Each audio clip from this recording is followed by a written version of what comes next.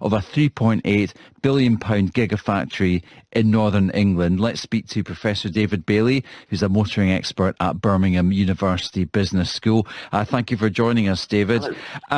Is this just a bit of a sad story then, what's happened to Britishvolt? Yeah, very sad story. I mean, I was always very sceptical about it. It was a startup that had no expertise in managing technology, wasn't clear where the £4 billion to build a factory was going to come from, and it had no major customers. And eventually it ran out of cash. Part of the problem here is, whilst I would really like something to come out of this takeover, Recharge is a startup and it faces all of the same issues. So I'm sceptical about its chances as well, but I hope I'm proved wrong. And it's an Australian company as well. So part of this was this was hailed by the UK government as a big levelling up thing, as the future of British car making. So even if this factory does go ahead, it's going to be Australian owned.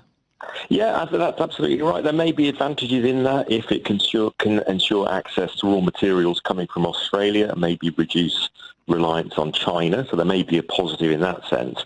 But, if we think this is going to lead to the building of a gigafactory, it may be a long way off and might not ever come.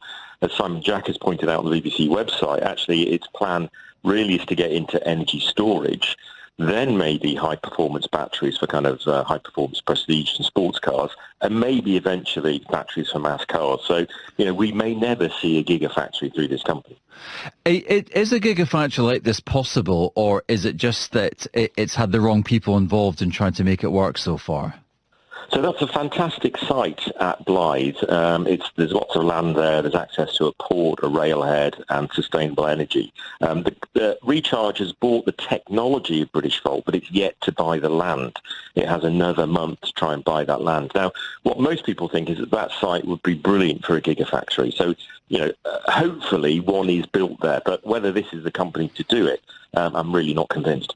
So do you think Recharge Industries is taking a huge risk itself? Yes, I do. They've got no track record in the automotive industry, doesn't have connections here. I hope it is successful.